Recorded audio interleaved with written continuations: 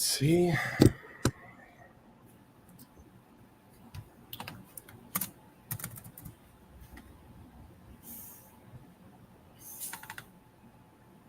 All right, Jeremy. So we should be. Yeah, we're live. All right. We've been live for a Awesome. little bit. I don't know why. All good. Yeah, we should be live. Oh yeah, we're live. Okay, so let's start today's show. Combat Sports Guy. We're here again. Jeremy's here. We're here to talk about a full few topics of the day. But let's start off. Martin Bakole is eyeing a potential matchup versus Joseph Parker, Ajit Kabayel, and Zile Zhang. Can Bakole become a dark horse in the heavyweight division? I guess I'll answer this first before we get into anything. Look, Jeremy, you and me were live at this event. And to be quite honest with you, bro, I think that Bakole is already a dark horse. The fact that he was able to upset Big Baby Anderson is a major plus for Bakole. And I think that he's already in the mix, in terms of possibly being able to, one more fight down the line, be able to challenge Usyk for the undisputed, or challenge a Tyson Fury, challenge a Joshua. He showed just how much of a good heavyweight that he is. He might get exposed by somebody like Joseph Parker or Zile Zhang because they're a little bit more experienced. But tell me what you think about Martin Bakole. Yeah, I mean, I feel that this fight that he had on August 3rd against Jared Anderson, I think that really, I mean, it basically made his name known in the U.S. Obviously in the U.S. a lot of people did not know who he was prior to this fight, but everybody knows him now. Because of the way he, just dominated that fight against Jared Anderson, and he really did his thing in that fight.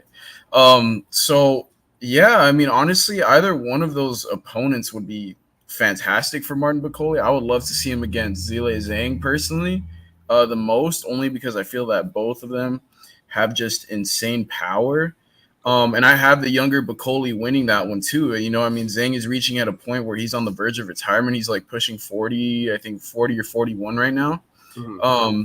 So he's older, and I think that one, it's just they can market it as like they have the heaviest hands in the division, because I mean they really do have some heavy hands.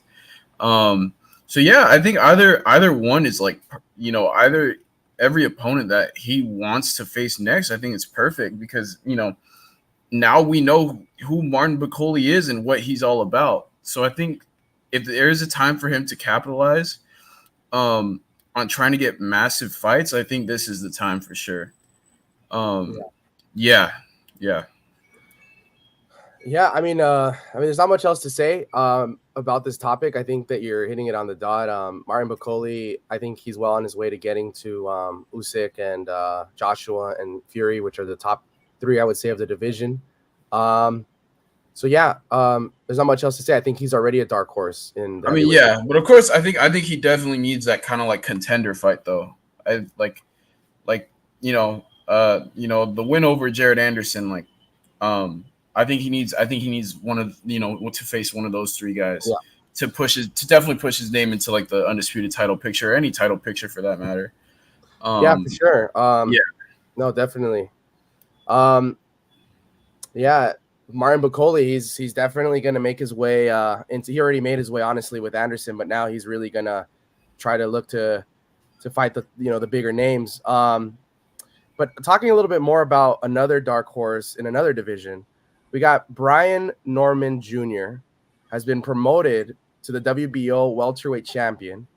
How does he do against a fellow 147 pounder, such as maybe like an Jaron Ennis, Mario Barrios, Astanionis? Yeah, so let's talk a little bit about Mr. Brian Norman Jr. When I watched him fight, what do you call it?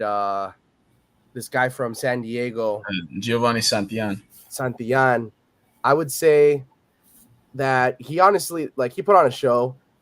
Me and Jeremy, we had watched with a few of our friends. We had gone to the Forum. We had watched Santillan put on a show against Rocha. I personally, I saw the same Santillan against Brian Norman, but I saw a much less how do I explain it? I think I just saw a fighter that I feel like he was levels above Rocha when he fought him.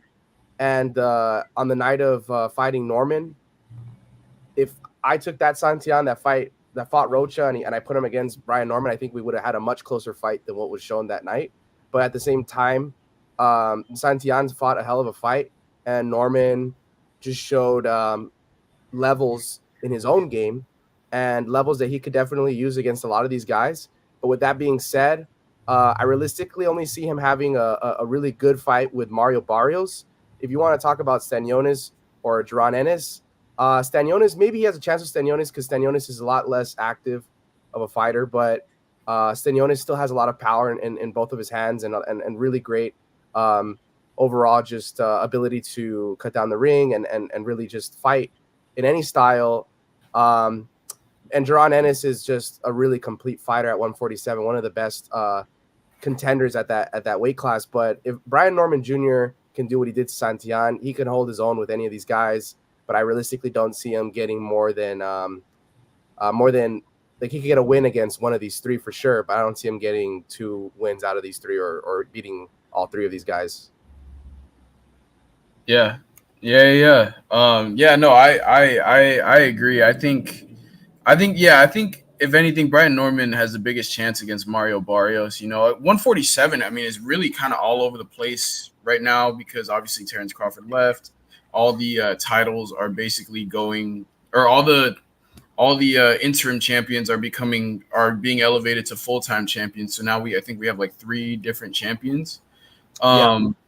So I mean, that's kind of the state of 147 right now. But I mean, Brian Norman Jr., I mean, he's only 23 years old. He's turning 24 this year in November. And just basically what he's done already, like, I don't know. I feel like that version of Brian Norman that we saw fight Giovanni Santillan, if that guy shows up to his next fights, I mean, he's gonna go on an absolute tear at 147, and I think he's gonna go. I think he could even maybe one day move up to 154, but of course he has to stay active, I believe, and but as far as right now though, I definitely I only see him beating Mario Barrios if anybody. Yeah. But I don't, I mean, that's kind of tough due to promotional reasons. Obviously Mario Barrios is under like the PBC brand. Brian Norman is under the Top Rank brand. Those 2 promotions don't get along. So I'm not expecting like a unification bout anytime soon. But I mean, he's definitely an exciting fighter. I mean, I feel like, I've watched a couple of Brian Norman's fights from the past, and he seems to have been more defensive compared to the fight with Santillan, where he was really letting his hands go. And honestly, I think, halfway towards the fight, he realized that, and he ended up getting a knockout win. So, I definitely think this is definitely a guy to watch in 147. Even though yes, he is already champ. He's a guy to watch in 147 for sure because he's still insanely young, and he showed out. He showed skill. So I feel that right now I'm not expecting too much from him, but he could definitely make a name for himself in the coming years for sure. Once he gets a little more ring experience, and who knows, the possibilities are probably endless for this guy. Yeah, no, you're right. Brian Norman Jr., he's a WBO welterweight champion for a reason. And honestly, like, that was a great fight against him and Santillan. Like, it's a contender. It's like 2 contenders going at it for the real title type of fight. It was a legit world title fight. The way that it played out. Santillan, it's insane. Like, I thought that he would do a lot better of a job, but at the same time, styles make fights. Brian Norman Jr., he let his hands go a lot better because Santillan was there to be hit, and Santillan met somebody that he couldn't smother, and I think that Santillan didn't give himself enough space, and Brian Norman took advantage of that, and got some really nice counters and showed why he deserves to now, I guess, be an upgraded champion. I think obviously it takes one more fight to, I think, really legitimize um, this world championship that he Yeah. has. But before that, I mean, I honestly think that whoever they put up against him, any sort of mandatory, because I realistically don't see him fighting any of these three guys anytime soon, unless, I mean, maybe Riyadh season or somebody wants to put something together and he fights Stanionis, I would say it would be the most likely. Um, I think that he'll just kind of tear through any other guys that they put in front of him. But he will for sure have a tough time with these really like tough top contenders at 147. But he is a lot larger too, in the sense that he could definitely fill out more. He's still young, so I think that for sure he could go up to 154. Obviously, Tiafimo is kind of getting thrown into the mix, so he might even. I would see that of a lot of these fighters, if he wants to challenge anybody, it would most likely be Brian Norman, because they're under the same top ranked banner. And also Mario Barros would be a good matchup for Tio, but I don't think obviously the PBC has Mario, so I think it would take a little bit more negotiating to get that done. But yeah, no, Brian Norman Jr. again, like you said, definitely a really strong fighter at 147, and he is a world champ now. But yeah, Yeah. Also, the WBO loves Teofimo Lopez, so I mean, it's that's a true. very real possibility Right. that That you this know. fight actually goes down. Yeah, and Yeah. in a fight like that, that's a really close, tough fight, because That's yeah. obviously who knows? Because Teofimo is really good. He's really good at boxing. I think he used to be a power puncher mainly, but now he's become more of a boxer, and he just knows how to put together, 7-5 decision type of fights where he just barely edges, them out and stuff. And I think he could do the same with Norman. But if he's not careful, Norman is probably one of the toughest fighters that he's ever had to have faced in his career. Just in that Norman's a real 147 pounder, Tio is Yeah. not, and Norman fought a really good fight against another 170, 147 pounder. But again, Teofimo is a great fighter, so if he can prove his greatness again, like he did a few times already, I'm sure that it's going to be a really good fight if it does happen. Um, but yeah, what would you say that if a fight like that went down between Norman and Teofimo, you think it'd be a pretty close fight, or do you see it pretty one sided? No, it honestly could go either way. I think. It's obviously Teofimo's last couple fights, versus competition that people say he should have just ran through. He made it a close one. I don't know, whether that was like a strategy on his end to basically, try to, Yeah, minimize damage to himself, which I mean it would make sense. But yeah, like his past fights, a lot of people have said, oh, he should have knocked out this guy, should have knocked out that guy, but no, he had pretty razor thin decisions. yeah, And I mean, Norman has been a top ranked guy, a guy like a top ranked prospect for a little bit now, and now this was Brian Norman's shot, and he took full advantage of it. So yeah, I'm expecting a close one. I think this would go either way, and honestly, like if I were to, put like chances on it, I would say maybe like 55-45, 55 for Teofimo, 45 for Brian Norman. Like yeah, I really do think Teofimo, I think, just edges him out a little because of like just skill, skill wise. yeah. Of Because course, I yeah. mean, it's Teofimo Lopez, so but yeah, I don't think this would be All right. one of those fights that Teofimo has had recently. Yeah. I mean, obviously, I think if a fight like that happens between the two of them, I would definitely see it being a lot more tactical, and it would definitely be just an awkward fight.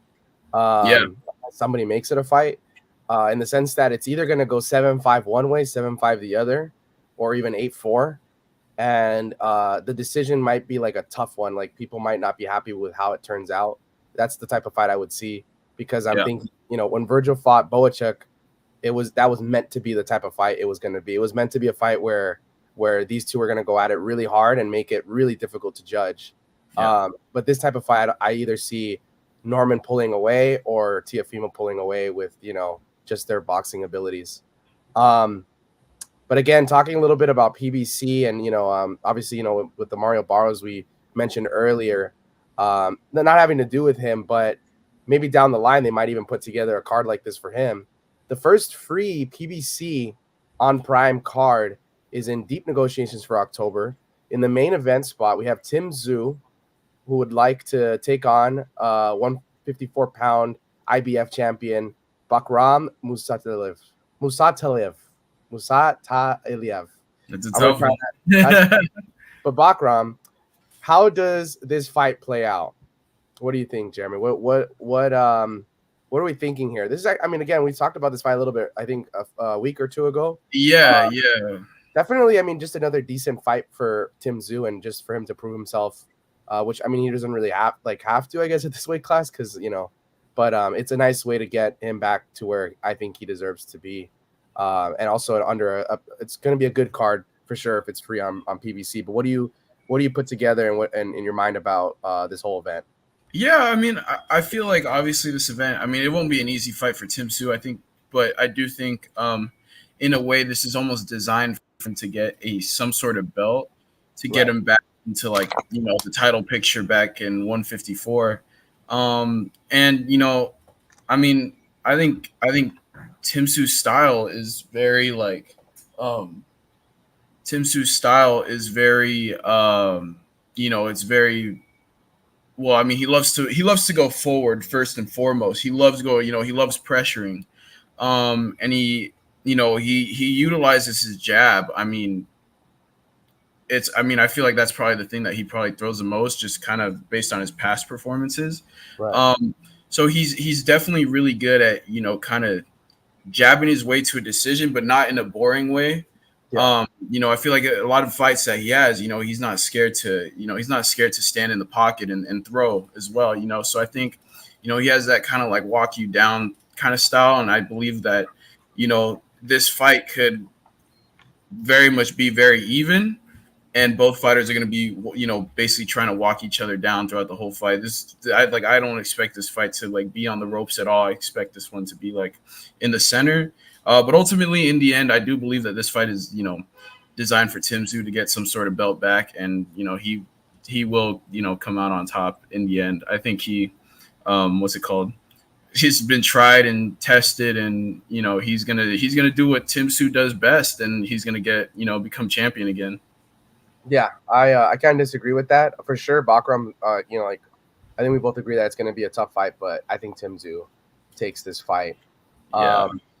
But moving a little bit into a fighter that actually was on the news today, in terms of like not literal, local news, but just all over social media, and that he got into a fight recently at Orange County Fair with some fans, which was really wild to see. But Devin Haney is back in training and could potentially have a fight lined up for December. Who would his next opponent be, and what should we expect from Devin Haney? Interesting. Yeah, I mean, there's a lot of things that could happen here. I mean, could he stay at 140? Could he move up to 147? There's really not much. I mean, he might even fight Norman. Potentially, honestly. I mean, he has that past relationship with Top Rank. Obviously, they were his promoter for a very long time, and he could. I mean, if they want to get him into some kind of mix again, some kind of, restore his name, basically, then honestly, I don't see why not. Like a Brian Norman fight shouldn't happen, right?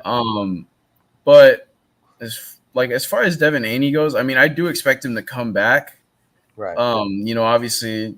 You take a beating like he did against Ryan Garcia, and I don't think you're never really the same fighter. But at the same time, I don't know. I mean, we have seen a lot of fighters get knocked out and then go on the absolute craziest tears of their career. And I mean, obviously, Devin Haney isn't exactly somebody who's gonna go knocking around people, but I mean, he can show that, he can basically show who he once was again. And I think that's exactly what's going to happen here. As far as opponent goes, I mean, that's a tough one. There's again, with a guy like Devin Haney, like, I don't think there's a single promoter that's going to say no to him, truthfully, because, I mean, I guess because he just happens to be one of the names that is talked about the most in the sport, truthfully, whether you like it or not, whether you love hearing him or not. Yeah, no, you hit it on the dot with that. In the sense that I think he's going the direction that I wished Shakur would go. in the Yeah, sense that interesting. I mean, obviously, you have to keep things in mind that I mean, Haney was A side. I feel like Haney and Ryan were both A side. Like I think Haney took the fight because he realized, like, look, Ryan's very inconsistent and there's a lot of holes in his game, and I could outbox him. And Ryan took the fight because he believed that Haney didn't have the chin for him, which obviously was, the latter ended up happening during the fight. It was still a decently close fight, even after all those knockdowns. I think that, if they ever were to rematch, Ryan should definitely think about Ryan, if they ever rematch, should go for the kill in the sense that if he has Haney wobbled, he should get Haney out of there. He shouldn't think about, trying to win on the cards, trying to win in any sort of way, because realistically, Ryan Garcia just has that power. He has the ability to take out Haney. But in terms of where Haney goes from here, in terms of where Haney goes after, the Ryan fight, I don't really see him staying at 140. He might move up to 147, try to test himself with somebody there. I don't know if he's going to fight another big name, but it could be because Riyadh Season is definitely interested in a Haney type of card. They're interested in having Haney on their card. So I could definitely see him fighting a big name, but it definitely cannot be a hard puncher. I don't think Haney wants to be in there with somebody that can really bring him a fight. And it's going to get tougher for him, between 147, 154. He's really got to work on making sure he has his defense real down packed like Shakur does. And he's got to make sure that he picks his shot, his spots better in the sense that, you can't, the difference between him, Shakur, and Floyd is that the best of all those three at picking their spots is Floyd. And arguably it's because Floyd had to pick his spots because of his hand injuries, right? But when you pick your spots, you kind of develop this rhythm that's really difficult for fighters to break through. But Haney is a jab first, real clean, purist boxer. But the issue is that he doesn't really have the chin or the power to open up any other shots. He lands a great jab, but there's nothing following that jab besides like a nice sharp right hand, a decent left hook, but it's not something that's going to put you away. If Ryan Garcia were to develop a beautiful jab, he would knock out so many opponents, and he would have like Oscar De La Hoya level fights because he has almost the same abilities, just that he doesn't have the defense and the fundamentals to kind of back it up. But Haney has really good fundamentals, and I would definitely see him fighting like a Norman Jr. in my eyes, and trying to get a decision, type of fight with a Norman, or even, who knows, Riyadh Season might throw on some money that can really get Ennis to fight, Haney, or even a Barrios to fight Haney, or even a Stanionis to fight Haney. If Haney wants to make that jump to 147, if he wants to stay at 140, there's stuff there for him. He could, outbox Pato for sure, in my opinion. And he could outbox a few other people that have won the title. Rayo and Haney is an interesting fight, except that Rayo he would be a little complicated in that he's a little. It would be a very tactical fight, and he has the power to make it interesting. But I would still favor Haney against a lot of guys at 140, unless they take what Ryan did and they kind of make it their own, and they pressure him and they really steal rounds away from him, because Haney's had a lot of tough fights between, him fighting Loma and him fighting Ryan. He's not the perfect boxer that people think that he once was, in a sense. Yeah. And honestly, I mean, I wouldn't even rule out a Mario Barrios matchup because of how the WBC feels about him. Obviously, we know they love Devin Haney over at the WBC, so I wouldn't completely rule out that potential. And obviously now, because of Saudi Arabia is involved in boxing, their money makes things a lot easier, makes negotiations flow a lot smoother. Yeah. Yeah, I feel like, but the thing that kind of like just interests me really, I mean, like, what happens to the 140-pound WBC belt? Do you think? I mean, he still has it, so like, would he just vacate it and then just move up to 147, or should he just defend it one more time? Yeah, I think he would maybe vacate it and just move up to 147. He's already been having problems cutting down weight. His chin shows it in the sense that, the Ryan fight, it can't hold up if he keeps cutting weight the way he has to. It didn't hold up at 135. He almost got not dropped, but he got wobbled by a Loma, an older Loma, that has really great, obviously, fundamentals and everything. But there's guys that Loma fought that he wasn't even able to drop or wobble or anything like that, but he did with Haney. And I think a lot of that has to do with the fact that Haney's a larger guy. You know, he's standing at 5'9", almost 5'10". It's hard for somebody at that height to really stay at 140, especially when you're, you know, going into the prime of your career. Haney realistically right now should probably be looking into 147, and then once he starts reaching the twilight of his career, 154 and 160.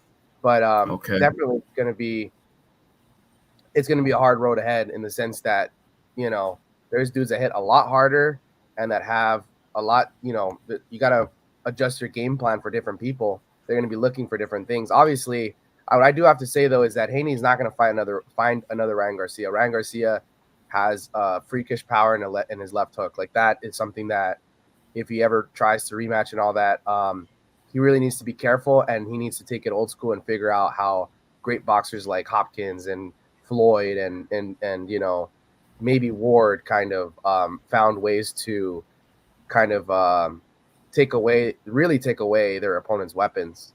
But it's still going to be a decent fight, I would say. So I don't know. He has a lot of options. Honestly see him eyeing an easy matchup, in my opinion, or a relatively easy matchup against an elite level guy. So probably a Mario Barros would be great, which I'm not trying to take anything away from him. I think he's a great boxer, but I think Haney can, you know, deal with that for sure. And then he probably might wait out Ryan, in my opinion. I think he wants to do a rematch, and it's very lucrative for both of them. So I think that's what Haney's trying to do. He's even said it in Twitter. You know, he said that he's just going to wait out Ryan. So I think that's what he's eyeing for, and Ryan's maybe eyeing for the same thing. Look, I mean, no matter how much they hate each other, no matter how much the public hate aspects about both of them, I think, established something great from that first fight with each other. Yeah. It's very murky. It's a lot of murky waters, but these guys are kind of some of the faces of boxing now because they told everybody, hey, like, you know, we're going to step in and dance. And I mean, the rest is history. I you know, the drug stuff and all that, you know, a lot of people have come out and said different things. The UFC, Dana White came out and said that he believes it's a tainted supplement. A lot of people believe it's a tainted supplement, you know, and he's not just saying that out of him just saying that. He's saying that from experience with USADA. And I mean, obviously the UFC is not perfect in the sense that they lost the USADA contract. I don't know who's doing testing for them at this point. And, you know, there's a lot of factors with that, but he has a lot of experience with that. I mean, I don't know how much I could hold in the sense that, you know, the John Jones thing was, you know, kind of controversial too. But I mean, I think he has enough experience to have some knowledge on that. I think that, you know, the fight anyways was great, and it's, you know, a lot of murky waters surrounding it. But I think that, you know, Devin Haney's just going to find a decent opponent, and then I think he's eyeing for a Ryan Garcia fight down the line. But a stablemate of Ryan Garcia and Golden Boy recently fought. What should be next for Virgil Ortiz after his war against Sergey Boachek? So we could pull up the picture with this is it? Oh, my bad. Crazy war. But yeah, no. I mean, dude, there's a lot of options for him. I would say in the sense that he can. I mean, well, there's really only one big option that I think that he should really take. But there's a lot of different opportunities that he has at 147, or 154. But realistically, I mean, I don't know. I think that the only person that he really needs to fight, and that, you know, that they're going to set up, is I think they're going to try to set up him and Crawford, and they're going to try to set up Cepeda and Shakur. And I think those are two great fights, and they're going to make for very interesting fights for sure. And I mean, it's going to be a war for both of those fights in the sense that the same way that, you know, Santillan took something out of Norman to, you know, get him to release his hands. Shakur's going to have to do the same, and Virgil's going to do the same with Crawford. But it's going to be a test of how, you know, these really strong, you know, Mexican style fighters can implement original Mexican style and be smart about their counters, be smart about the way that they beat their opponents to the punch, and try to out attrition them against, you know, the strong counter punchers like Crawford and Shakur. But I think that he's going to have a war with Crawford is what I'm trying to get to, and it's going to be a good fight if it happens. Yeah. No, I agree. I mean, I honestly, it's like Saudi Arabia wants Virgil Ortiz, and now that they got the partnership with Golden Boy, and obviously Riyadh Season is basically Terrence Crawford's promoter now. Yeah. Now, I mean, it's only time for this fight to happen. I mean, obviously, we wanted to see this at 147 ages ago, but now we could get it at 154, and for titles too, which is even more exciting for I would say Virgil Ortiz because I mean, well, let me start out by saying this: I do have Virgil Ortiz beating Terrence Crawford, not by KO, definitely by decision, but I feel that Virgil Ortiz showed that he can he can be on the gas for basically A full all 12 12 rounds. rounds. Yeah, I mean it was Yeah. just I think that's the scariest thing. Like if I'm a fighter, if I'm a boxer at 154 pound, this guy is already coming in with all the hype and whatnot. Um, and everybody says he can't go the distance, and then he does just that while being on the gas for all 12 rounds. I mean, that's terrifying.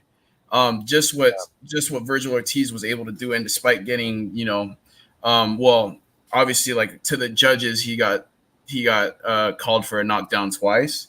So despite being knocked down twice, but to do what he did, I mean, that is he is just as much of a warrior as it gets, to be honest. And I'm super excited for what could come for him. Let's see, like at 154, I mean, you know, I could understand that if I don't expect Virgil Ortiz to fight Sebastian Fundora because he's holding the other two belts right now, the WBC and WBO. Um, and I don't is do you know who's holding the IBF? Is it I'm not sure who's holding the IBF at 154. We'll have to look into that. But Yeah. yeah, but I know obviously Crawford's holding the WBA. But yeah, I mean it is just just the prospect of what Virgil can do at 154. I mean, shoot, I wouldn't be surprised if he goes freaking undisputed, and he's still young too, which is even crazier. So honestly, I mean, he will definitely be the most ducked fighter in 154. I don't think anybody will want anything to do with him at 154. So I mean, honestly, expect Virgil Ortiz to probably be inactive for a bit because again, I just don't think anybody's gonna want any kind of smoke with him. I, Yeah, I honestly expect Virgil to fight Crawford next. I mean, probably. Yeah, there's nothing else to do in the sense that that's what Riyadh season wanted, and that's what they said that they're setting up. That's exactly what they're setting up. He didn't look good enough to where Crawford thinks like, oh my gosh, this is a monster. I don't want to fight him. Again, not saying that Crawford wouldn't. I think Crawford would still be up for the challenge, especially with the money that Riyadh season is kind of throwing at him. I think that Virgil's ready for he's just ready for Crawford. Crawford's ready for him, and it's going to be an absolute war. I'm going to double you up and say that Virgil's going to beat Crawford.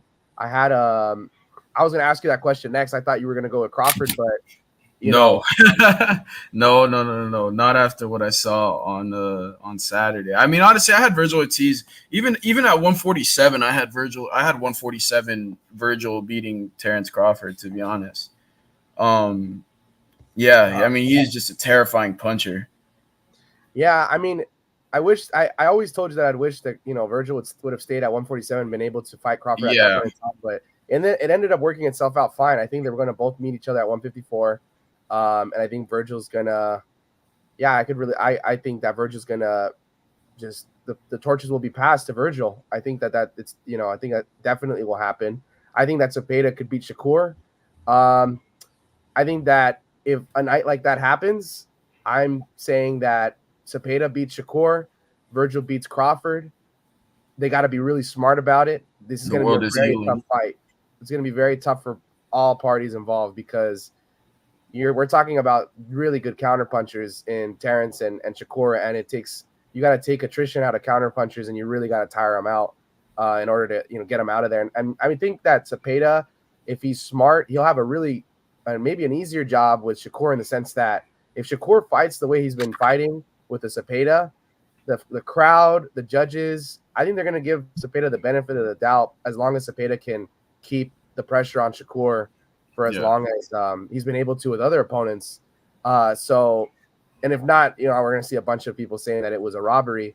But with Virgil and Crawford, they both didn't look like, monsters at 154, but they're going to have a really great fight. And honestly, I think that they're the top dogs at 154. I think Fundora gets beaten by both of them.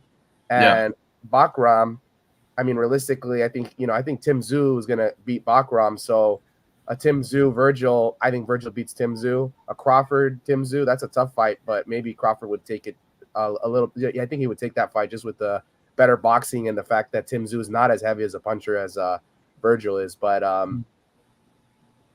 yeah, no, I think there's a lot to do at 154. As soon as these guys at the smaller weight class start moving up, 154 is definitely picking up as well, just like 140 was. But now I guess, everybody's aging out of divisions really quickly. So, we'll see who really leaves with all the accolades at the end of the day. But yeah, no, there's a lot of great fights to be had at 154. And just talking about, just divisions being shaken up and just exciting divisions. The featherweight division has historically always been a very exciting division in boxing for many, many years. And again, it never fails to amaze with great fights, especially like the one that we had not too long ago with top ranks Angelo Leo versus Luis Alberto Lopez. The featherweight division is shaken up once again as Angelo Leo was able to knock out Luis Lopez in emphatic fashion and probably knockout of the year. Same night as Virgil with fight of the year, I think, for Virgil, and knockout of the year for Lopez. I think it's funny that, Golden Boy and Top Rank, they tend to win these titles pretty consistently. But yeah, no, on the same night is insane. But what's next for the division after so many recent title changes? What do we think, Jeremy? Yeah, no, I mean, obviously, it's almost like Rafa Espinoza freaking, flicked the dominoes that basically led to what we now know as like the featherweight division. I mean, it's like it's super exciting because, I feel like lately, I would say before, it wasn't exactly a division that many people would really say like, oh, or it wouldn't get a lot of people talking about it. Right. But I feel like lately it's almost seeing some kind of revival because of how, not only has the featherweight division produced some crazy knockouts, but now we're getting very even matchups and we're getting just straight, we're getting fight of the year contenders in the featherweight division.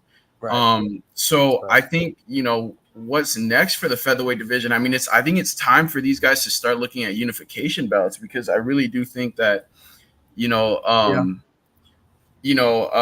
let's see who. I just want to take a quick look at the champions list here. IBF is Angelo Leo, WBO is Rafael Espinoza, WBA is Nick Ball, and WBC is Ray Vargas.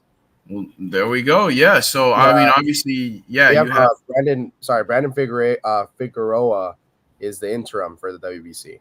Okay. Yeah. I mean, it doesn't really matter, but just to add. No, I mean, this is a good division to be in. Truthfully, I mean, obviously because Brandon Figueroa has been a pretty exciting name, for a while now. But he hasn't really, been given a shot at he's a WBC interim world, but I mean to be a full-time champion. No, honestly, I think it's time for these guys to start looking at unifications because sorry, not to what do you call it? Cut you off. Go ahead. When I'm looking at this list, what's scary about this list is obviously they have all the fighters listed, right? So it has featherweight 126, and we see the split division. There's a different champion for every sanctioning body, right? But then you look at the division right under. You look at junior featherweight 122, and all you see is the monster himself creeping up on these guys, and eventually, he's going to move up, and it's going to make things very interesting if he does. And I'm talking about Naoya Inoue. So, and he's, he got all the championship belts at 122. I think his next step will probably be to enter featherweight and we're looking at a very exciting featherweight And division. even then, it gets shaken up even more. So Of it's course, like, what happens when Inoue moves up, fights somebody at 126, and you know, what happens then? I mean, will Inoue, suffer a loss? You know, uh, will he dominate featherweight? Will he dominate 126 and then continue on his absolute tear? Like, I yeah. mean, featherweight is just a crazy division, and it's definitely a division I recommend, like tuning into whenever you can. I mean, it's just title change after title change, war after war, and like potential after potential. I mean, it is crazy right now.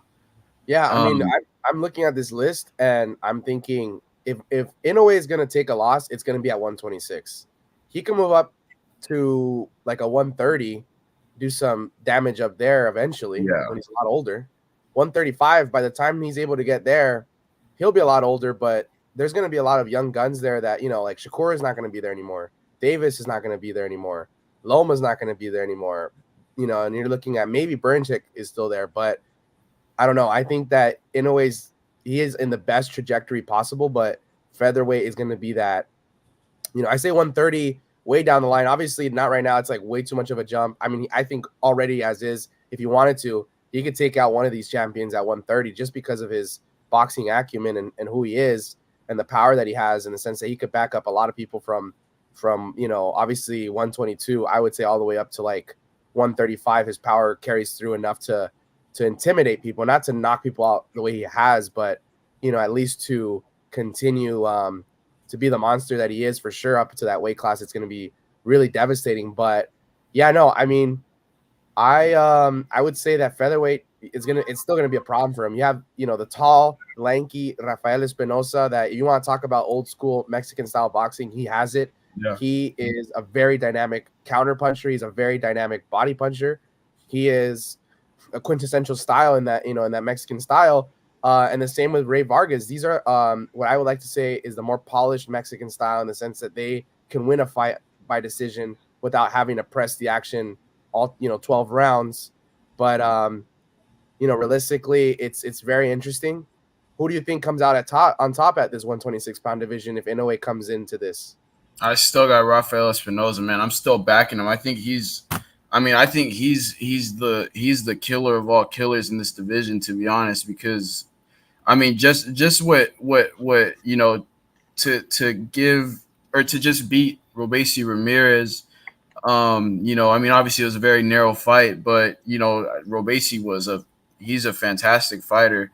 And then Yeah, to follow up on your first defense and KO and absolutely dominate a guy and KO him in, I believe, what was it, like 4 rounds, something like five, that. 4 rounds. Yeah, Yeah, I mean, I still think Rafael Espinoza, in my opinion, should be the number one guy, only because I mean Brandon Figueroa is just he's a bit inactive for me.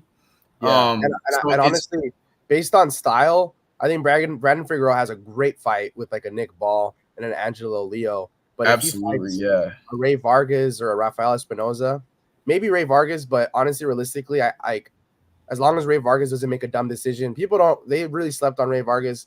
He was an undefeated fighter up until he split ways with Nacho Bernstein, which I think was the worst decision in his career in the sense that before that he was looking at becoming three division world champ, undefeated, 40 and 0, but now I mean obviously he has a loss in his record and he's had a very close fight with Nick Ball that I thought that had he had other coaching he definitely could have easily won that fight.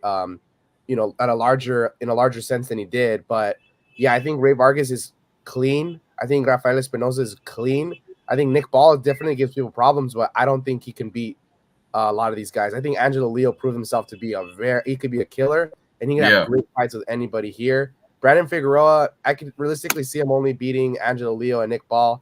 I have to agree with you. I think Rafael Espinosa would come out on top, but would you have him coming out on top on a fight if it's able to be made at some point later down the line with Inoue? I mean, I think it's very possible. I mean, because we got to remember, Inoue is a pretty small dude. I mean, he has jumped divisions. His jump division. So I think if there's a division to where Inoue meets his match, I'm gonna go ahead and say it's 126. 26. Yeah. I really do think that's where he has his toughest competitions, but at the same time, there's also part of me that's like, this guy has literally cleaned out divisions time in, time out. It's like, I mean, shit. That's why they call him the monster. So it's tough, but ultimately, I do think I genuinely think he could suffer his first loss at featherweight. Yeah. I can see happening. I do believe that featherweight is just so like all these guys are basically in or entering their primes. So yeah, featherweight, you're definitely right. Like, it's a great division, yeah, and I was just gonna add that what's difficult about it is there's so many styles. yeah, Like, it's not just like, I mean, obviously throughout all these divisions there's styles, but it's just very interesting how, like, Ray Vargas is a pure boxer, Brandon Figueroa is a switch puncher, kind of like ring closer. Nick Ball, he likes to get into the pocket. Angelo Leo, dude, this dude cuts down the ring like crazy, like he did with Lopez. And Rafael Espinoza is a clean, lanky, tall boxer. It's like, bro, this map is all over the place. Like, like honestly, I mean, I can't wait to see another featherweight headliner, to be honest, because it really is just banger after banger that's possible here. Yeah. But definitely. yeah, I mean, let's hope, man. Let's hope that we see some action late, down, in the featherweight division. If you could call it from here, what's the deal, Jeremy? Do you see Rafael Espinoza beating Inoue if Inoue moves up to 126? That's a tough one, but I'm gonna go ahead and say yes. I think he's gonna use that lankiness. I think he's gonna use that height. I think he beats Noe Inoue. Yeah. I'm calling it right now. Yeah, I think just his build is what's gonna get him that win. I mean, it's just gonna give Inoue problems. Inoue's gonna have to reach a lot. If it happens, it's going to be a great fight between. It's a fantastic fight to make. Yeah, absolutely. Small, like, power puncher. It will be, counter galore and just beautiful boxing. And in a way, like, no pun intended, but in a way, like, both guys are top rank. Yeah. Technically speaking, so it's a very real possibility. Obviously, Inoue has this fight against TJ Doheny. I think that's still on.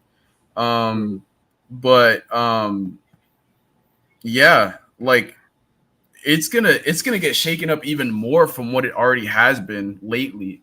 So definitely keep an eye on this division, and definitely tune into any headliner or that you see that's featherweight, because again, something new is always happening in this division, and it definitely makes the sport super exciting. And but let's give these guys their flowers, like. And then moving into two divisions up from what we've been talking about, but still talking about I guess what you could call the short kings of boxing. Jose El Rayo Valenzuelas, which actually he's actually not that small, but he fights at a pretty small weight class. But his trainer wants him to face Gervonta Tank Davis next. Is this a good fight to make? What would be the outcome if this fight happens? Go ahead, James. Go ahead. I would love to see El Rayo put together a great performance against Tank. That I think he could definitely, if he digs down deep and he does what he needs to do, he could definitely do it. But to be honest with you, there's a lot of holes in his game. He had a very close fight with Pitbull. People say that it wasn't easy for either of those guys. It was not easy in that ring. But against a Tank, you're talking about attrition. You're talking about, you need to have power to back him up too. You're talking about having to outsmart him for a few rounds, which, look, El Rayo fights Tank. I'm seeing this as a very interesting fight. He'll be up in the cards for a bit unless Tank picks up his volume. If Tank picks up his volume, he could get El Rayo out very early. Terrifying. Yeah. Tank with volume has got to be one of the most terrifying things I've heard, Yeah, no, if Tank wanted to. But the thing is that he also needs to take his time because he doesn't like to get caught. And he could get caught if he, picks up that volume. So if he just plays it like he usually does, I think this is a classic Tank fight. I think Tank takes him out of there in the later rounds just because El Rayo Tank has the power, especially at that weight class. And El Rayo had trouble with Pitbull, and Pitbull hits hard, but he doesn't have the timing just as right as Tank does. Tank's timing is very he has really good timing and enhances his power. So I mean it would be a great fight, but obviously I have Tank barely getting the win. Yeah. Barely, sorry, but just with a knockout, an emphatic knockout towards the end of the fight. Yeah, yeah. I mean, it's hard for me to disagree with this one. I mean, I see it going basically the same way. I mean, Rayo has shown that he can outbox somebody though. He can go back to he can basically go back to the fundamentals, use that to basically last. But I mean, of course, Gervonta's got that hand that hook from hell. So I Nuclear mean. option. Yeah, exactly. Yeah. And I mean, realistically, I mean, that just keeps finding his opponents. So honestly, and Gervonta is, I mean, he has been in some he's faced, his competition is definitely, I feel like it's gonna start it's starting to step up a little. So, I mean, I would just love to see, him be a little more active though. But I mean, other than that, we still got to say Tank. I mean, I love Rayo. I love watching him fight, but ultimately, I got to stick with Tank on this one only because, yeah, I mean, just that hook, man. That hook uppercut combo is just so nasty. That'll get anybody. It is a nasty combo. It is a nasty combo, and the issue is that it gets everybody because nobody presses the action necessary against Tank because, I mean, obviously you don't want to get caught, but also like Rayo has to take something out of Tank before Tank could get to that point. Like he has to take something out of him, and I don't know if he can. And just based off of his defensive movement, Tank with that combination alone will definitely get him, because if you try to pull back on something like that, you'll get caught with the hook. You try to duck down, it's going to be the uppercut. If you stay in close, if you try to smother, maybe something, you can get them off beat. But aside of that, it's very difficult towards those later rounds, especially with the defense that Rayo carries. That he needs energy to keep up that head movement, that waist movement, and the things that he does. I think that Tank will find openings for sure. There are a lot of openings for him. But moving into a fascinating fight, into a fascinating subject. So Dana White says that Conor McGregor won't fight in 2024. Is McGregor done with the sport of MMA? Well, Jeremy, we had a lot of discussions in terms of Conor versus Chandler. I still stick to my guns. Okay. If Conor ever fights in the UFC and he would fight against a Chandler, that's a winnable fight in my eyes. But am I going to say that about everybody? No, I'm not blinded at all. If Conor fights Dustin for a fourth time, he gets cooked by Dustin. If he fights Islam, he's getting majorly cooked in a fight like that. If he fights Oliveira, that's an interesting fight, but I think Oliveira comes out on top.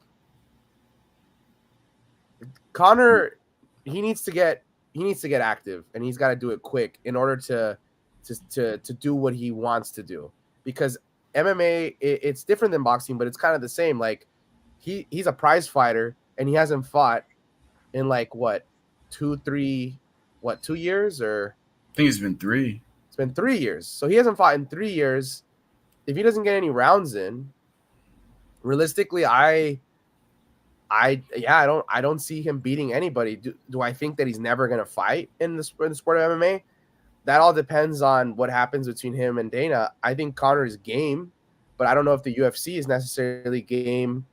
And also, it seems like when the UFC is game, Conor's not game. And when Conor's game, the UFC is not game. So something's going on there. The timing's not right. If this continues, then Conor, he might just call it quits. Will he call it quits in the sports of fighting in general? I don't think so. I think Conor has the need and the want, and he loves what he does. Just like Canelo. Canelo doesn't need to box anymore, but Canelo likes what he does. So who knows? I mean, he owns BKFC. I don't know if he wants to put himself through that, but it seems like he's crazy enough to do so. Maybe he wants a BKFC fight. Maybe he wants a boxing fight. I mean, I would see him probably doing BKFC before boxing just because he could easily do it and put it together. But yeah, no, this is a tough question. If I had to bet on it, I would say no. There's always a possibility. They had BJ Penn out there until BJ Penn was washed. They have Tony out there fighting every other pay-per-view, and he's really should not be out there. They had Brock come back because they needed him so they could sell to UFC 200. I think that the UFC, they as much credit as they get for being way more professional than, I mean, like obviously, I don't know why I have to include this, but like, WWE, like they've been known for bringing back wrestlers a long time ago, that probably shouldn't have been wrestling. And then, boxing brings back boxers that people just probably, that shouldn't be in the ring. And the UFC, they've steered clear pretty much of that type of stuff. But with Conor and with, a lot of these other guys, I think that they got a soft spot in their heart. Conor grew the sport. They're going to give him another chance at some point.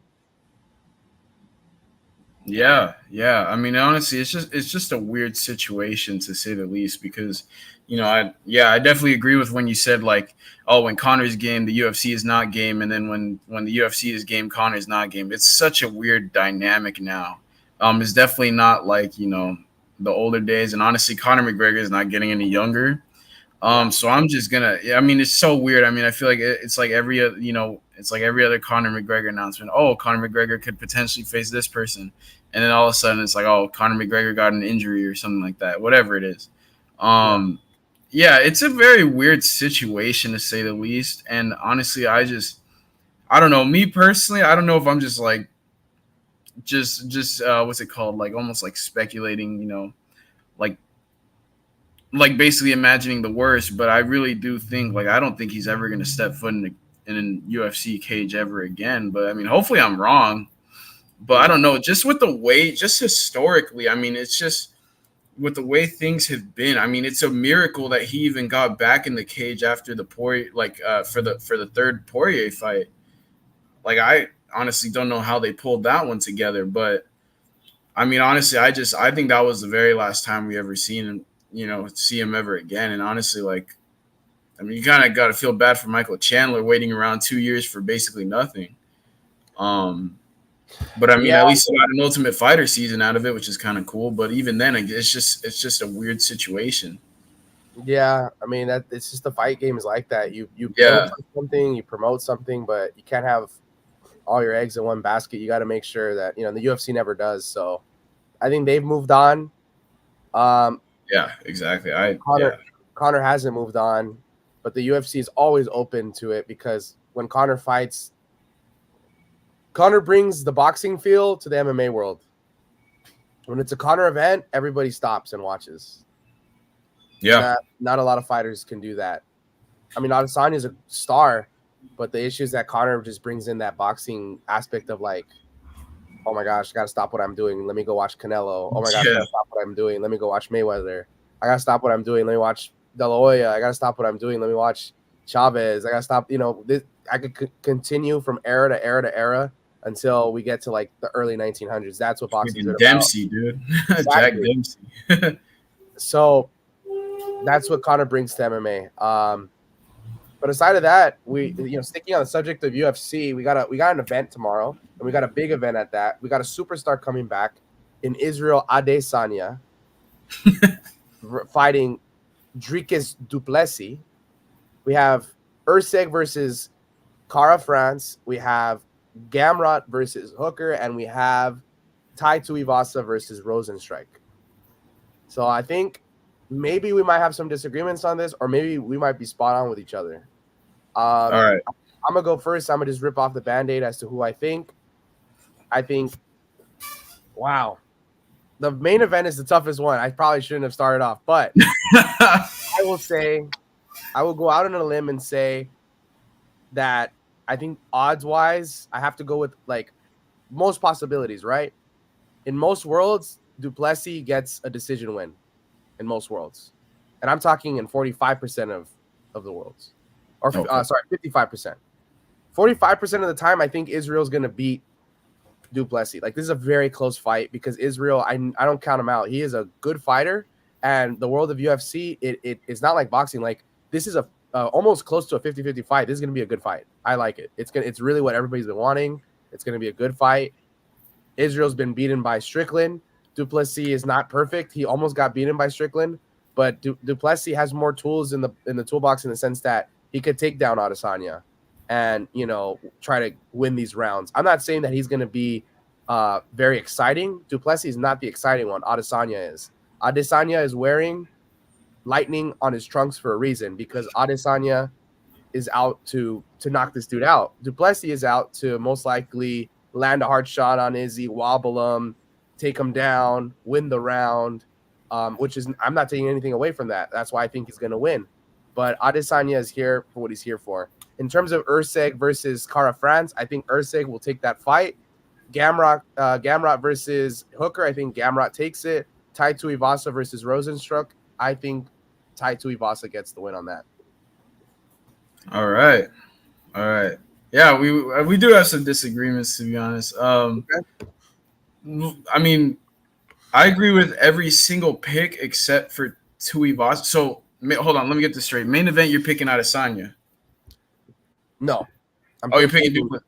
I'm picking Duplessis. I'm just saying that.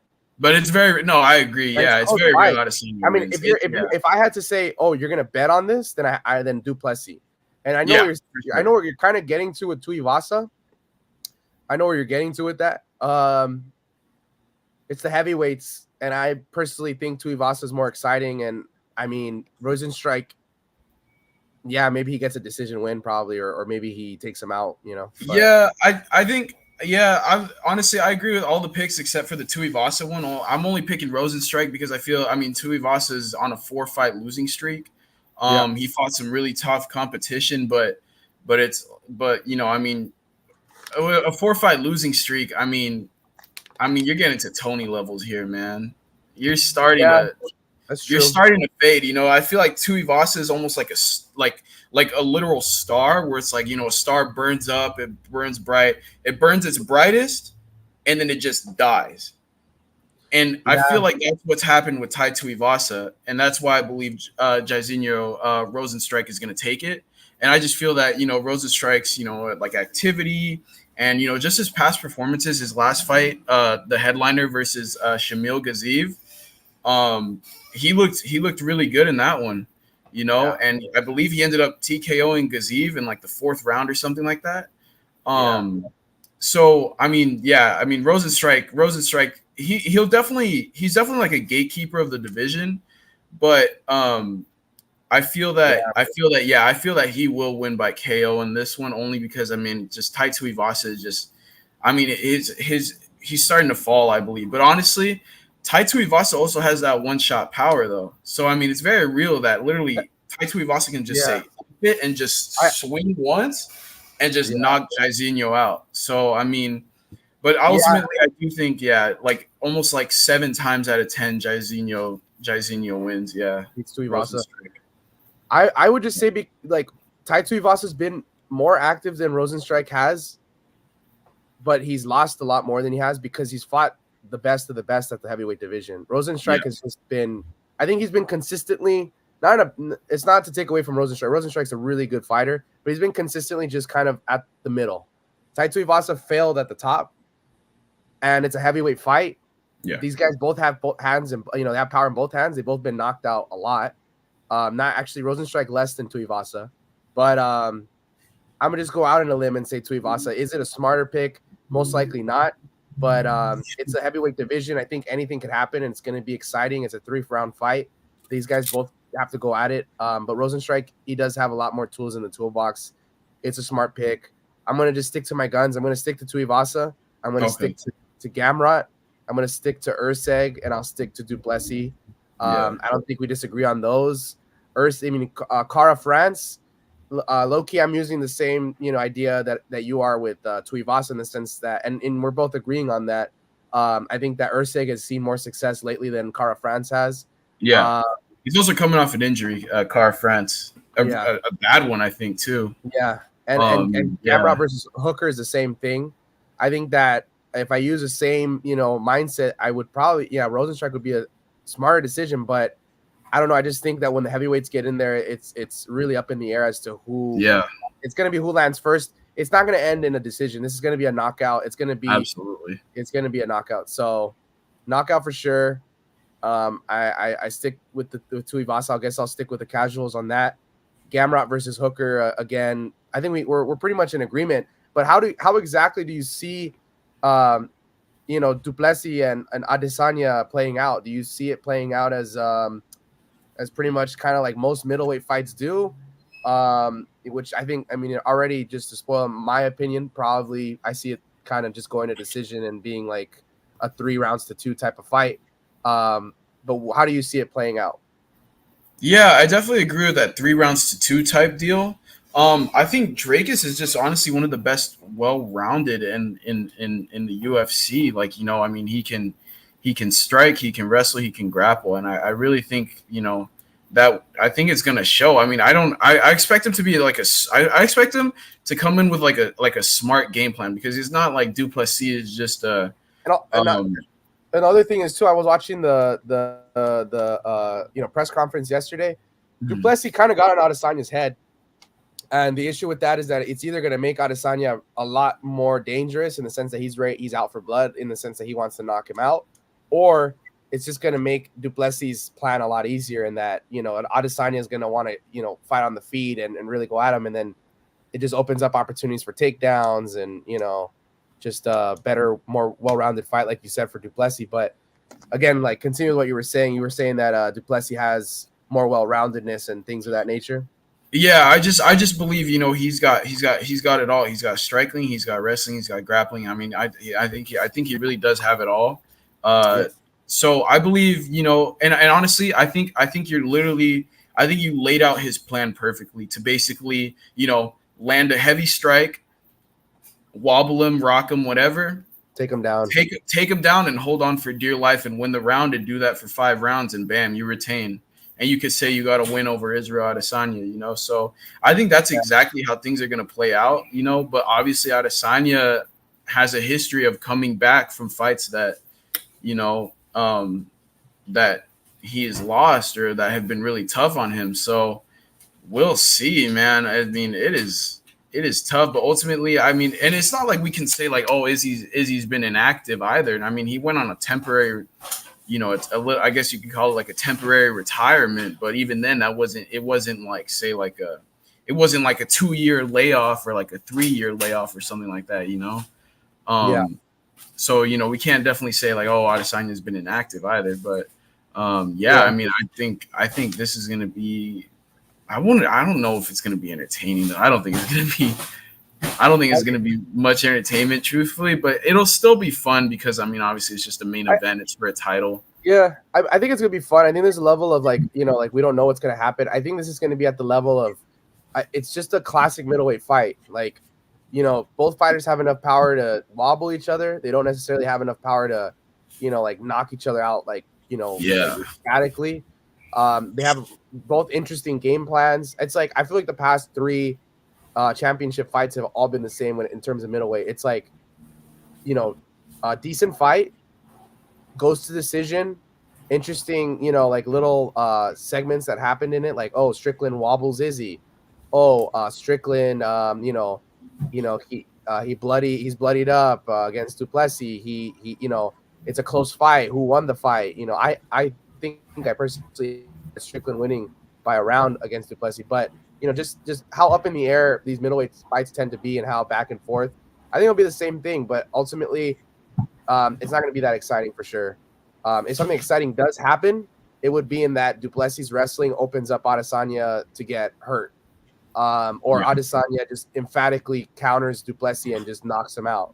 But it's going to have to come from a smart strategy. These guys cannot just put each other out just willy-nilly like Pereira can. Yeah, exactly. Yeah, no, it's definitely not happening. And also, should Drakus win? I don't see him like moving up to like 205 or anything like that. I think he's probably going to stay at like 185 and just. We need that Strickland rematch too. He's content to fight for being the GOAT of middleweight eventually. I don't think he's, I'm just saying, I'm throwing that out there because if he beats Adesanya and he's able to, continue this, this run, Yeah, he'll be up there, and I think that's what he's fighting for at this point. Probably, yeah. Because honestly, I wouldn't want to move up to fight Alex Pereira. I mean, No. I just don't think that would be a good move for Drakus, to be honest. Yeah, no. I mean, yeah. I mean, you know how I felt about. I mean, Adesanya's past fight, I was like, it's a rerun of the same thing. Like, yeah, it was right, just yeah. to say, but yeah, no, there's a great card tomorrow, and it's been a good show. It's been decent. We had a lot of interesting topics. But yeah, it's been the Combat Sports Guy. And Jeremy, my bad, lagged there a little bit. See y'all.